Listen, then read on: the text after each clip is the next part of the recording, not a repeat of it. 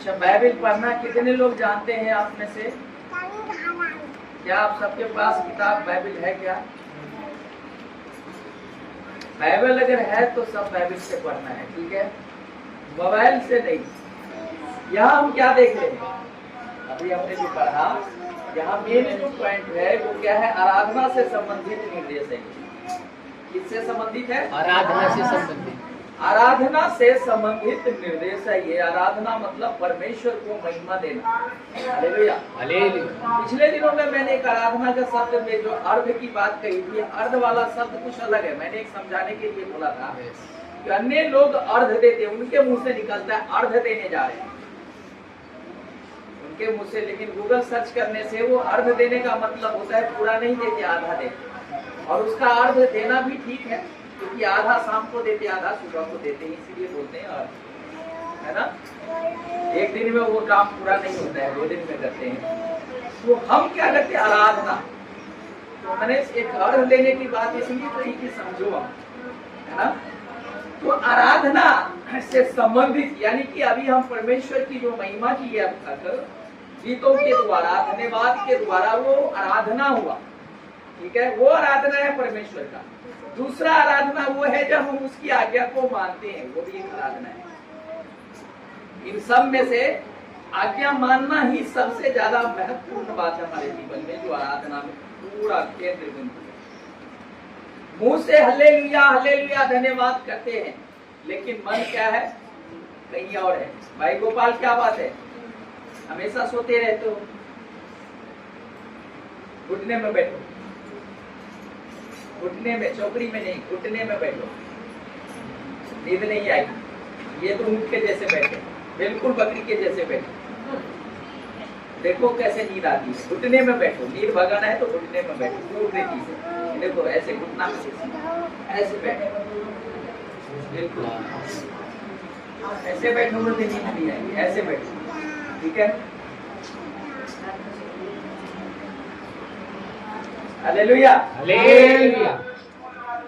आराधना से संबंधित ये नियम है जिसे हमको समझने की जरूरत है, हम सबको समझने की जरूरत है। पहले शब्द लिखा है, सबसे पहले लिखने वाले जो प्रभु का दास है वो ये कहता है, मैं आग्रह करता हूँ आपसे, मैं आग्रह और विनती करता हूँ। जो बता रहा हूँ उसको बड़े ध्यान से आप सुनो, ये मेरी आपसे रिक्वेस्ट है, आपसे आग्रह है, आपसे विनती है कि ध्यान से सुनो, ठीक है। और यहाँ लिखा है, और उनसे जब हम यहाँ बोलते समय बोलता है, आग्रह और विनती करता हूँ, विनती करना और विनती और प्रार्थना और निवेदन और धन्यवाद सब मनुष्य के लिए किए जाए। ये विनती है, ये आग्रह। हम सब तभी दूसरों के लिए प्रार्थना करेंगे जब हम उस बोझ को, उस चिंता को अपने ऊपर लेंगे। हम सभी दूसरे के लिए क्या करेंगे? प्रार्थना करेंगे। दूसरे मीन्स जो हमारे अपने परिवार में, परिवार से अलग है, के लिए, हमारे पड़ोसी के लिए भी, हमारे समाज के लिए भी, हमारे राज्य के लिए भी, हमारे देश के लिए भी, और देश का आपका भी जो भी आफत देश में आया हुआ है उन सबको भी याद करके भी हम क्या करेंगे? उनके लिए प्रार्थना करेंगे। तो ये आग्रह कर रहा है कि सबके लिए प्रार्थना की जाए। हम सबकी जिम्मेदारी है, हम सबके लिए क्या करना? प्रार्थना करना। क्यों? कहता है राजाओं के लिए भी प्रार्थना करने के लिए, और सब ऊंचे पद वालों के लिए निमित्त भी क्या करने के लिए बोलता है? प्रार्थना करें, इसलिए कि हम विश्राम और चैन के साथ अपने अपने घरों में क्या कर रहे हैं। आज मोदी साहब हमारे प्रधानमंत्री है, हमें उसके लिए भी क्या करना है? प्रार्थना करना है। क्या प्रार्थना करना है उनके लिए? प्रभु उनके सद्बुद्धि दे कि निष्पक्ष जो है सबके साथ व्यवहार करें, पक्षपात ना करे। होता है पक्षपात ना, पक्षपात भी होता है, तो पक्षपात नहीं, प्रभु उनको, उनके लिए प्रार्थना करे कि उनको बुद्धि दे कि वो निष्पक्ष क्या करे, काम करे। और ये प्रार्थना करने के लिए हमको परमेश्वर रखा है। हालेलुया। दूसरा है भक्ति और गंभीरता से जीवन बिताए। कैसा जीवन बिताए? भक्ति से और गंभीरता से। भक्ति और गंभीरता से। गंभीरता का मतलब सीरियसनेस। बड़ी सीरियस। हर बात को मजाक में लेके चलते हैं, हर समय में मजाक की हालत में रहते हैं, हर समय बेतुका बात करते हैं। नहीं, यहाँ बाइबिल क्या कहती है? भक्ति। भक्त लोग कैसा होता है? सिर्फ देखने के लिए यहाँ पुलपट पे खड़ा है तो हम भक्त बन करके दिखाई दे सबको। सिर्फ यही नहीं, हमारी भक्ति इसके बाद भी होना चाहिए। हम जब चलते हैं तो हमें लोग उसी तरह से देखना भी चाहिए। यहाँ पर हम अच्छी बोल रहे हैं, अच्छे से हम है भी, और रोड में चलते समय लुच्चा की तरह इधर उधर हम हंसते बोलते चिल्लाते उल्टा बोलते निकलेंगे तो देखने वाले क्या सोचेंगे? तो हमारी जिम्मेदारी क्या है? यहाँ बाइबिल जिस प्रकार बता रहे हैं, भक्ति और गंभीरता का जीवन। कौन सा जीवन? भक्ति और गंभीरता। भक्ति और गंभीरता का जीवन। परिवार में पारिवारिक जीवन भी होता है, लेकिन वहां पर भी भक्ति और गंभीर होना बहुत जरूरी है। कुछ क्षण के लिए हम क्या है, परिवार में थोड़ा अलग जीवन जीने लग जाते हैं, थोड़ा सा एंजॉय में जीवन जीने लगते हैं, हंसी मजाक में जीने लगते हैं। कई बार ऐसा होता है, वो एक अलग बात है, लेकिन वो कभी कभार ऐसा, ये नहीं कि हमेशा 24 घंटा ही हम उसी मूड में रहे। नहीं, परमेश्वर भी हमारे दिमाग में हमेशा होना भी ये जरूरी है। हमको जीना कैसे है, बोलना कैसे है, सोचना कैसे है, चलना कैसे है, शब्द मुंह से निकालना कैसे है। क्या मेरे शब्द के द्वारा परमेश्वर महिमा पा रहा है क्या? कि परमेश्वर की बुराई हो रही है, परमेश्वर दुखी हो रहा है हमारे शब्द से? हमको खुद को देखने की जरूरत है। मेरे मुंह से शब्द जो निकला है, निकलने के बाद तुरंत हमें मालूम होना चाहिए कि मेरे मुंह से शब्द जो निकला है ये मेरे लिए सही नहीं है। इस बात से मेरा परमेश्वर ठीक नहीं, इस बात को हमें समझ रहा, ऐसा भी भाव हमारे अंदर होना चाहिए। कई बार हम ऐसा नहीं सोचते। शैतान तो चाहता ही यही है कि हम अशुद्ध भाषा बोले, अशुद्ध हो। उनका काम ही अशुद्ध करना।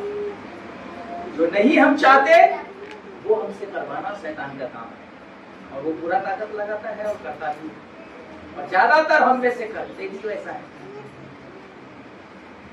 इसीलिए यह कहता है हमको कैसा जीवन बिताना चाहिए? भक्ति और गंभीरता।